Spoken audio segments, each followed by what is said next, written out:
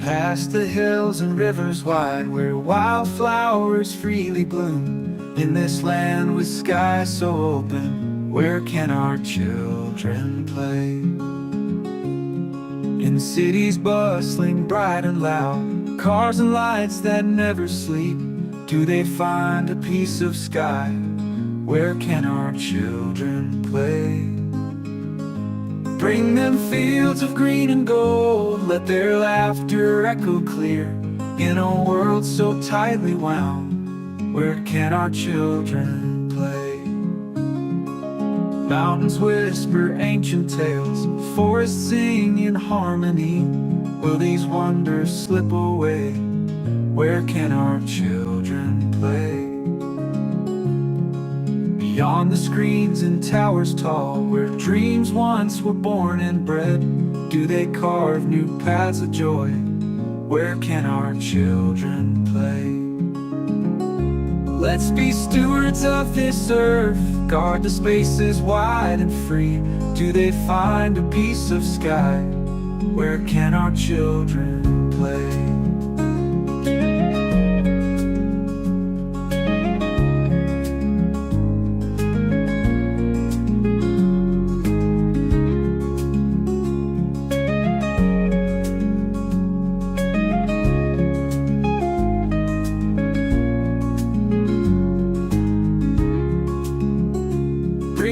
Fields of green and gold, let their laughter echo clear.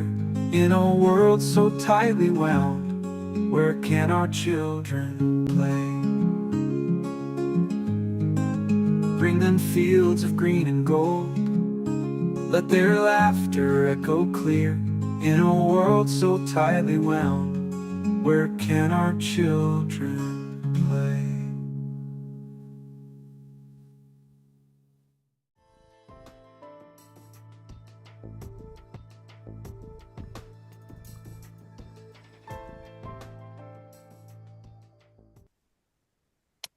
So, picture this. You're a 73-year-old landowner fighting to access your property that has been farmed for nearly a century. But the government says, pay up or stay out. That's Stephen Huber's story. But it gets worse. He claims the courts are stacking the deck against him through bias and delays. Today, I have the honor of interviewing Tracie Halverson, daughter of Stephen Huber, and his trusted supporter who's been by his side through it all, even when the court tried to keep her away. Many Utahns are aware of concerns about government actions.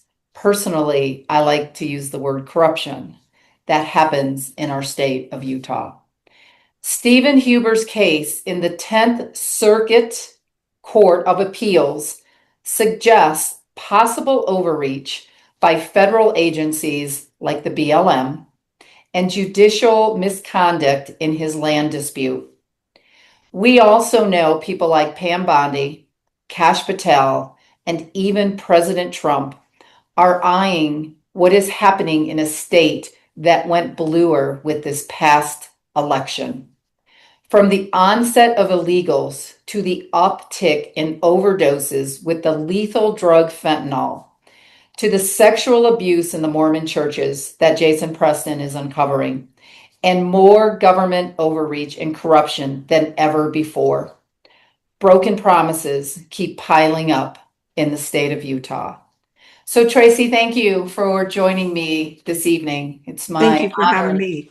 pleasure, as always. But let's go ahead and get started. We're going to break this down chronologically so that the listeners understand. So the first question that I have for you, and by the way, if I mispronounce something, because you know I'm health and wellness and not, even though I'm on the political side, I'm not usually like looking at 100-page documents. Just, I mean, feel free to correct me. I was Googling a lot of words. So anyway, so let's start with the first question. How did your dad's dispute with the BLM over his land access road start? And what made him decide to sue? So it's very odd. Like at the very beginning, back in November, they sent him a letter, a very odd letter that they were going to do a land swap with the state. And it was a very cryptic letter. Like it said, you don't have to ask questions, or you don't have to ask anything, you don't have to respond. But if you want to protest, you can. And that's when I said, well, that's weird. They can't do that. They cannot land swap your land. And so I protested it. And a couple months later, they just said, well, you did that in an email. It's too late. It doesn't count. And so I thought it was odd. I was like, that's weird. I'll just wait to see what they do. And fast forward till June, he gets a notice of trespass for a road that he uses to access his farmland. And I responded for him and told them, no, that's a land patent. When these patents were issued, they were guaranteed access. That was common sense. To farm and develop land, you had to promise to never sever or alienate any of the land. And then they would issue 160 acres, and you had to do it for 5 years. So Okay. these patents were issued back in the beginning of the 1920s. So Wow. that access never went away. But I explained that in a letter, and I said, let's just resolve this amicably. Well, we went and met. It was July 2nd. They said, let's come have a meeting in July 2nd. And I continue to explain them that he has a right to access his land. Otherwise, it interrupts his farming. And they proceeded to say that he needed to ask for permission and participate in the BLM right of way and pay, it's like $3,600. And I said, no, he has a rightful land use to use public land. Everybody gets confused. That is public land. It is not federal land. It is our land. They are to manage it. And one of the lawful uses for that land is an easement. And I even told them that is in your rules that says that's a lawful use of it. And they wouldn't agree. And so there was four of them, which to me is intimidation.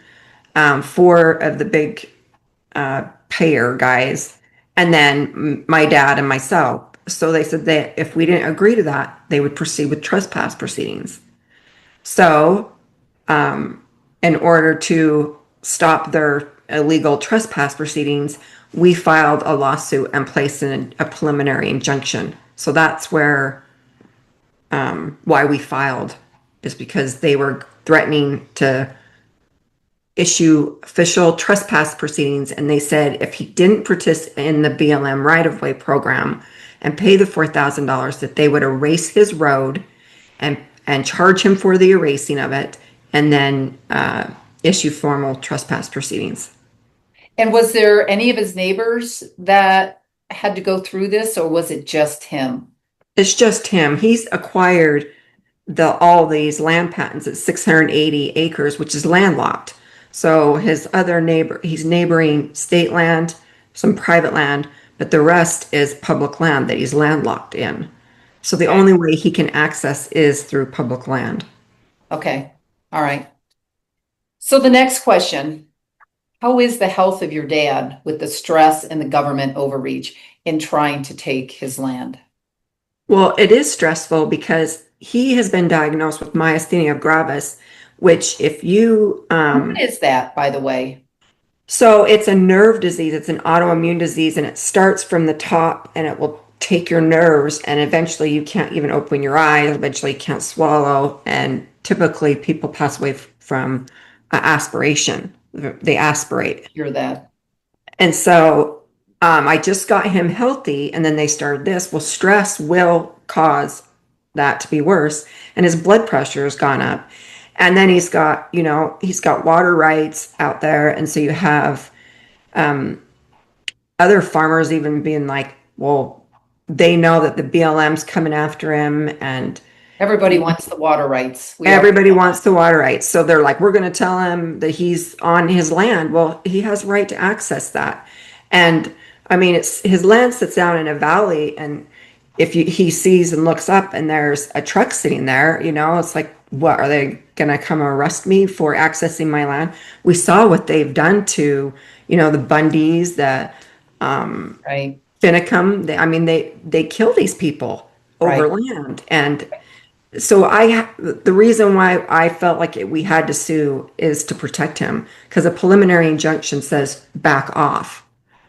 But that's also been a joke too. The preliminary injunction in the Department of Justice has begged him to pull that back, and I won't pull it back because it protects him to the fullest, where they can't do anything, not just trespassing, they can't even come near him.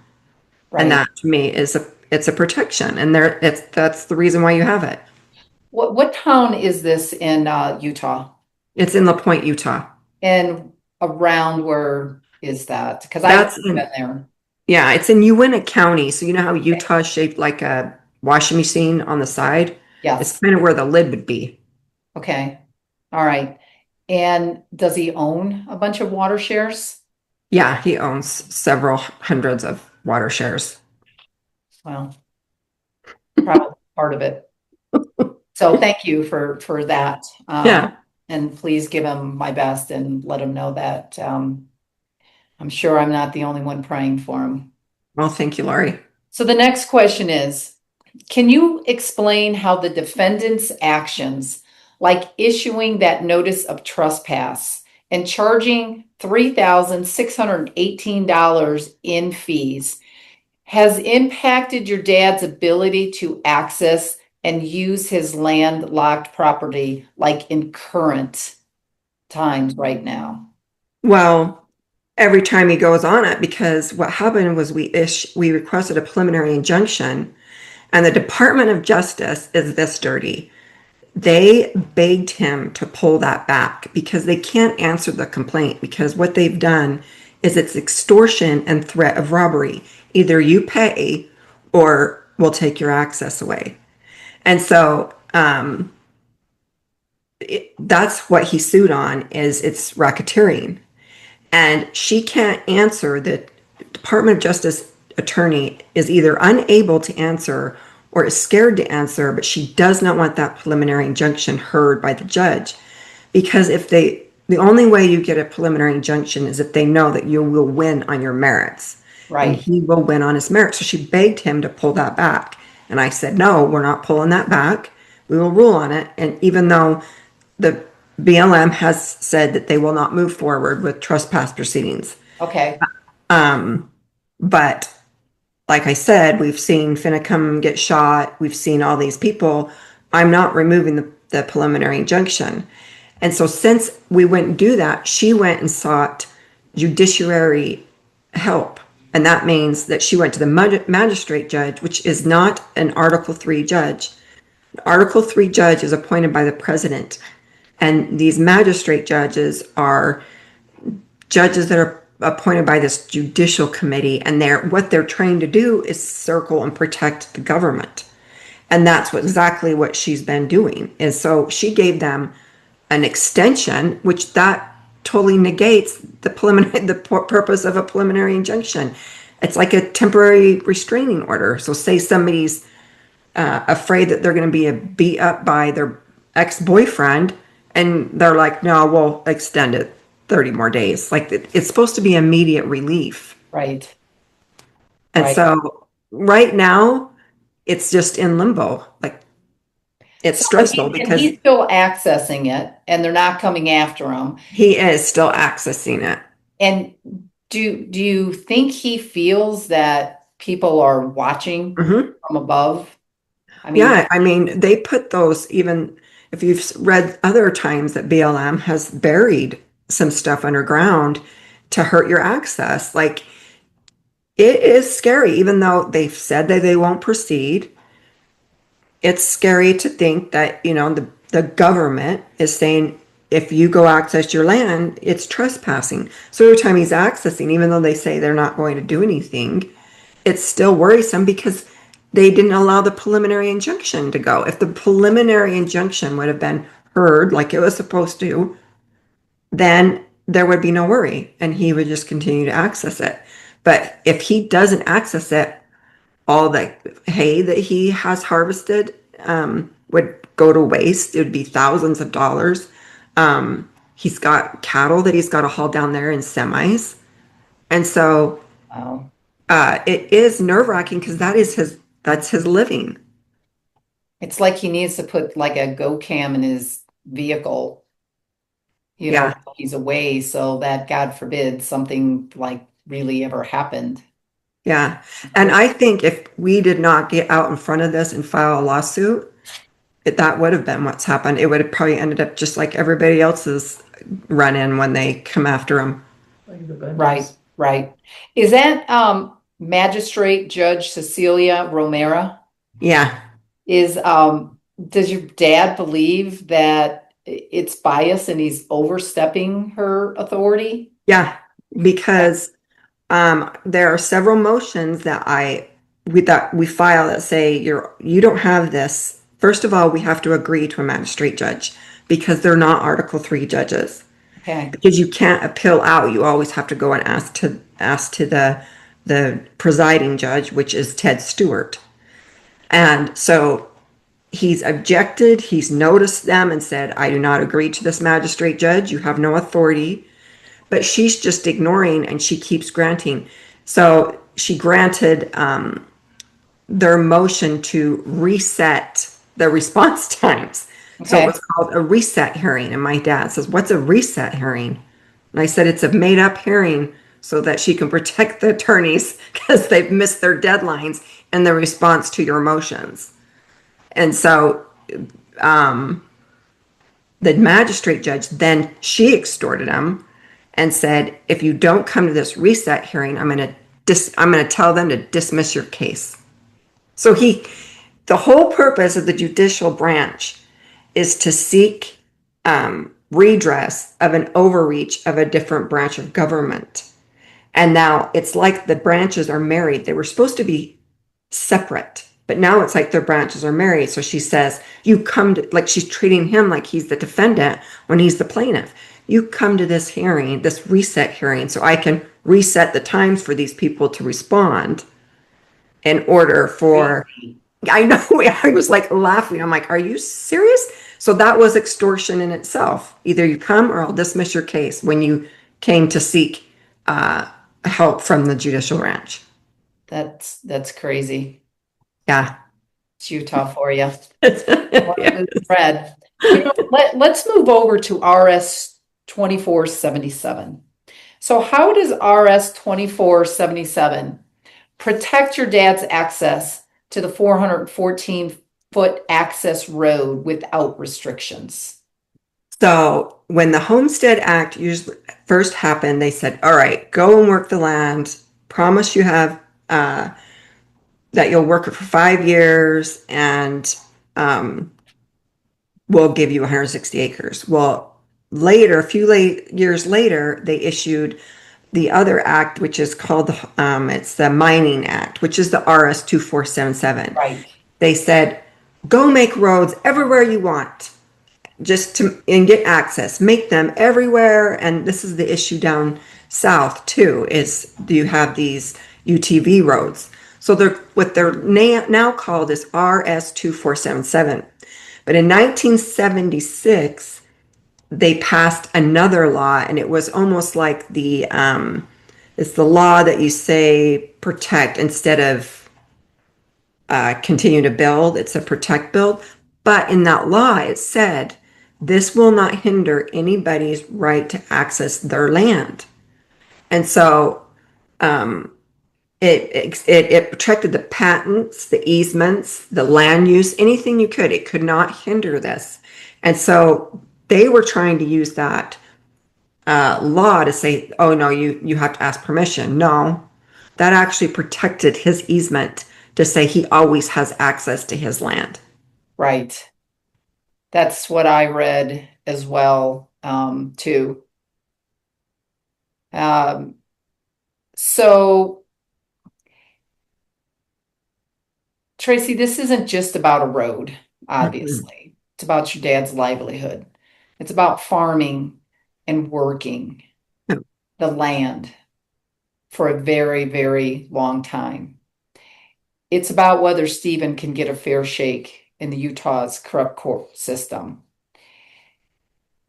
Did he decide to sue because of the overreach or constitutional rights or both? Both, because so the court system and suing is supposed to be a tool to use to detour such behavior. So if he sues, he will detour anybody else that is being harmed this way.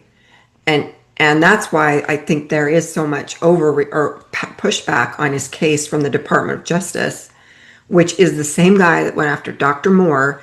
So I have asked for Pam Bondi to remove him because he obviously is terrible at his job. He illegally went after Dr. Moore, and now he's just allowing these assistant attorneys to run amok. They aren't following the law. So it was to protect his rights. It was to protect his right to access his land, but it was also to detour any other farmer from being hurt, because you hear about these land grabs all over the United States. Right. People are getting harmed. And eventually, I mean, when I posted this on social media, people were telling me about how they were harmed, and that happened to my family, and we lost our land, and we they did that to us, and we had to sue, and then they go, we won eventually, but we lost because we had to sell everything to pay for the attorney. Right. So Well, that's what they do. They drown you in legal fees. Yep. They've got the money. They've got the money. Farmer who is one of the hardest working people out there. And, without that land, without his hay, they can just shut him down. Yep. It would cripple him. Yeah, which is a disgrace. Uh-huh. So I'm curious, why did they make him change his email address? Oh. So, as you know, a 73-year-old farmer is not really great with email. Like, I mean, I can email him and it'll get full and then it won't get to him. So when I registered with the court, I put my email. I am close to my dad. I take care of him. I help him with things, with all his issues. And in order for me to make sure he gets that mail, so it's almost like him telling me to go pick up his mail from the post office. Right. Which is pretty much what it is. Yes, it is. So the assistant attorneys in the Department of Justice do not like that I'm helping him.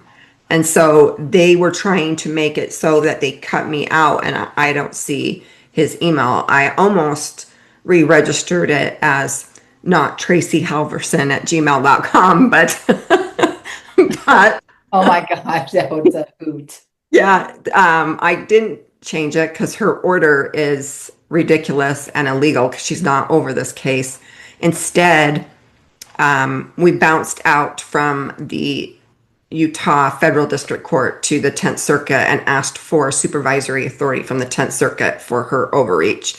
Because I don't know if they're not telling Ted Stewart, the presiding judge, what's going on, if they're hiding it. I don't know if it's a corrupt clerk.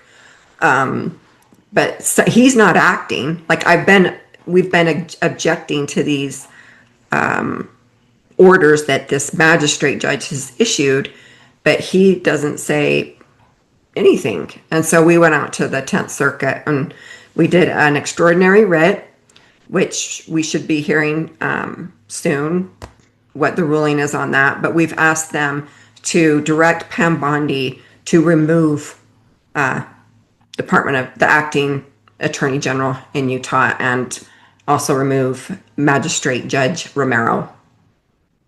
It'll be interesting when you hear back from that. Yeah. All eyes are on Utah right now. Yeah. On that. Okay, thanks for that. Next question. How do you see the defendant's actions, such as demanding annual rental fees or pursuing trespass proceedings, as an abuse of power or interference with Stephen's property rights? Because we know it's going to amount to well over $3,600. Yeah. Well, and they sent a second extortion letter and reduced it to $5 a year. But but I said, it's like, think about the mob and the mafia. They think about a corrupt organization that comes up to you and says, all right, you want to access your house, you pay me and we'll let you in, no problem. That's exactly what this is. It's this, that was not America. That is not what our land and the dream of America was, nor was it that our forefathers ever thought that government was supposed to act like that. They created the Constitution for a reason, and it was to curb that type of behavior. Right. Fortunately, we have let the government come way far out, and we need to rein them back in. And so that, to me, renting your right to access your land is absolutely insane. And I cannot believe those four men could not understand that they really thought that that was right to say, Like hey, they don't understand the Fourth Amendment and the Fifth Amendment. yeah, they don't. It's like, and your right to travel. A lot of people don't understand, even those, you've got those organizations that are trying to protect and preserve the land, and so they don't want us to access our land. Like when Phil Lyman accessed that road. Right. Well, that's our road. You Right. can't tell us we can't access it. That's not the way the government was supposed to go. No, you can't access your road. That's our road. You're just supposed to maintain it. Right. And so it's insane that a corporation, if they wanted to use the public land, a corporation wanted to go in there and access or do some work in public land, well, yes, then they compensate the people. So that's what that right of way for is. Well, they have to pay for it. A corporation doesn't own public land, and so they're going to have to pay and compensate the people for it. But it's not the people using the public land to access their own land or to enjoy their public land and travel around on it. She wrote a letter that said, the second extortion letter said, well, we didn't really stop your access to your land because you can get there by horse and buggy and by foot. Oh my gosh. You're kidding, right? No, it says that in the land in this letter. I'm like, she reduced it to $5 a year. Gosh. And they really didn't hurt him because he can access it by horse and buggy and by foot. Oh my gosh. Yeah, I'm like, okay, you guys do not He understand responded farming. like, hey, you know what? Why don't you take a horse and buggy ride with me? Oh Yeah. my God, that's crazy. Um, so can you share why you believe the defendant's restrictions might violate federal laws like the Hobbs Act or RICO, and how their actions affect Stephen's business or livelihood? And then for some of the listeners, I mean, even like me, it's like I hear the word RICO all the time. I had to go out and make sure I really understood it. But can you also explain maybe first what RICO is? And then ask, the question, can you share why you believe that the defendant's restrictions might violate those federal laws? So RICO is just like I mentioned earlier, how it's like the Racketeer Influence Corrupt Organization Act. And what Congress did is they issued a federal law that said that you could be compensated if a corrupt organization was harming you in any way. And part of that law is attempted robbery, which is what they did. They said, if you don't pay, we're going to remove your land. Right. So that is property. That is access to your land and a right to access your land. That is a constitutional right. And then you pay or else, that's extortion. So it was the same thing what the judge did. You pay or else. So what has happened is our government has become a corrupt organization. I mean, you think about even the IRS is like that. You pay or else we're going to take your stuff. That's extortion. By definition, somebody can say, oh, that's just crazy even thinking that. But no, that is the definition. And the law says anyone. So it opens up the government. It opens up the government employees. It just says anyone that does this is a corrupt organization that's doing a shakedown. And that's what it is. It's no different than the mob running the show here. Well, it's pretty much what it is. So Yeah. it goes back to the Fifth Amendment, where the Yep. government must follow fair legal procedures before taking away your life, liberty, and property, eminent domain, where the government can't take your private property for public use. Yep. And that's exactly So, it, because they're trying to take his land to say you have to pay a fee to access it.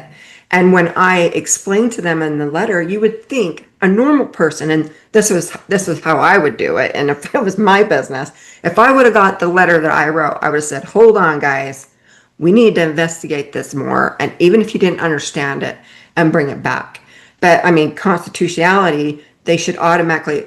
So we sued them individually. And part of my request is that they have to take a constitutional. I'm not going to sink them, even though they would put my father in jail and take his land.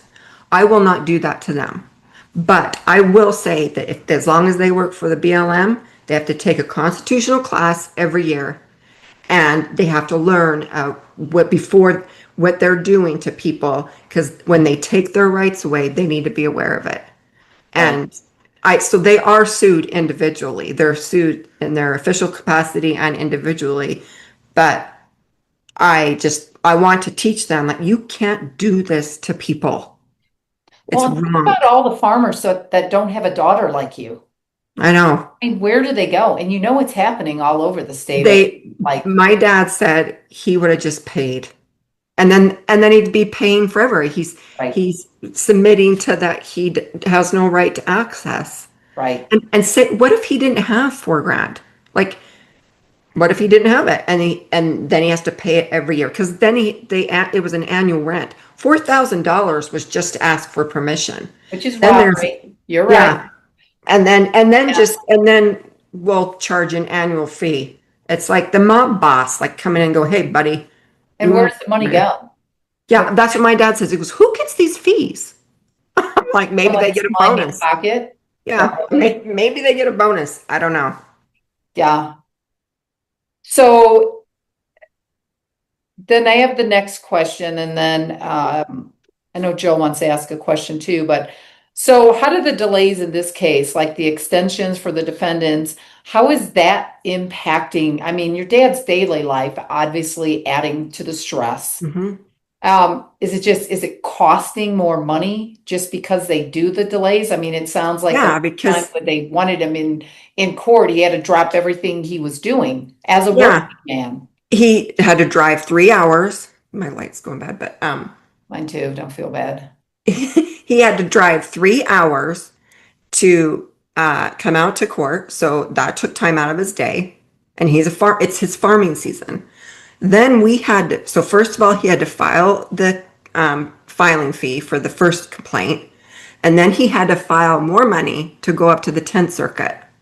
So it's just fee after fee after fee. And then them just delay, delay, delay, delay. Meanwhile, he's still like, am I going to be safe? Because Right, the case hasn't been resolved. right.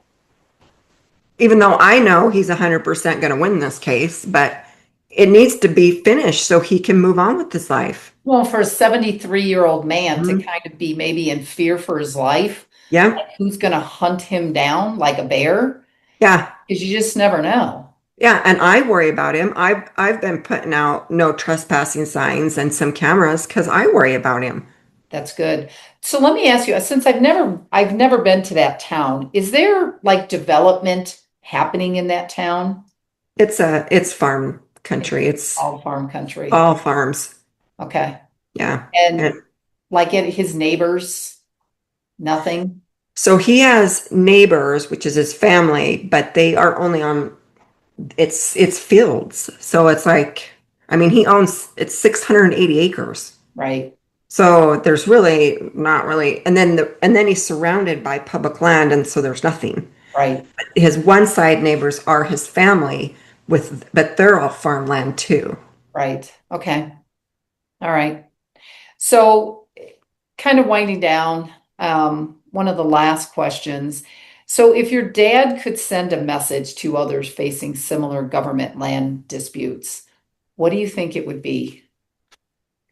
He would say, file a lawsuit and fight because what they are doing is wrong. And until we push back and get ahead of it and don't let them be the bully, we won't beat it. And I honestly think once this case ends, I don't think they'll do it to another farmer because that's why you sue individually. If you sue individually, it takes the skin in the game. So that was another thing that I went after the attorney on, is she wants to represent them individually and she can't, even by their own rules. When they have usurped their authority and act beyond their authority, it should not be the people's tax-paying dollars paying for this. It should be them paying for it. Right, right. So And that's the thing that sucks, is that the taxpayers' dollars are going to fight a lawsuit that's going to destroy your dad's livelihood. yeah. So, and even like he's paying for his own demise. Like, so I objected to them actually defending them because I said, no, the reason why you sued them individually is to detour anybody ever doing it, because they could go say, hey, remember so-and-so, they did that to that old farmer and they got sued. Dude, you don't do that. You don't act like that. Like, that's the detour to behavior. Instead, they're protecting them and using our tax dollars to do it. Right. You know, my dad back in the day when I was younger, we grew up, we had a field behind our house. And I was just going through his stuff. He's been gone now for 22 years. Anyway, there was a field, and in front of the field was a public library where everybody went to vote. So the word on the street was that they were going to take the field and start building condos. So my dad started looking into it deeper, and they were actually they were in the midst of knocking down the projects in Chicago, and they were bringing them over to Indiana. So my dad went, talked to all the neighbors, and of course, you don't find a lot of people with courage. I mean, they want to do it, but they are afraid. And it's sad that we're afraid of the government, because the government should be protecting us as citizens. Anyway, so he ended up putting up a sign on the back of his garage that faced the library, and it was the whole length of his garage, and it said, if you want to get rich, be a lying, thieving politician. So they sued him. And my dad took it all the way to the Supreme Court of Indiana, and he won. That is awesome. He had said, now, you know, as a young girl, I wasn't into politics, and I was always like, Dad, take that sign up, take it down. And he said he would not take that sign down until the day he died. And my mom sold the house 2 years later, and that's when that sign came down. I wish to God I would have like taken it. And there are times I look up in heaven, I'm like, I get it, Dad, I get it. Like, here we are, like fighting the good fight.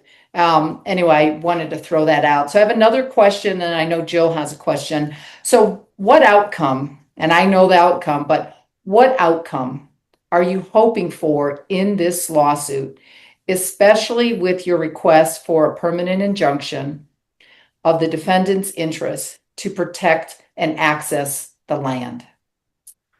So the outcome is that they leave him alone and allow him to continue to access the land, but they also learned never to do this to another person again.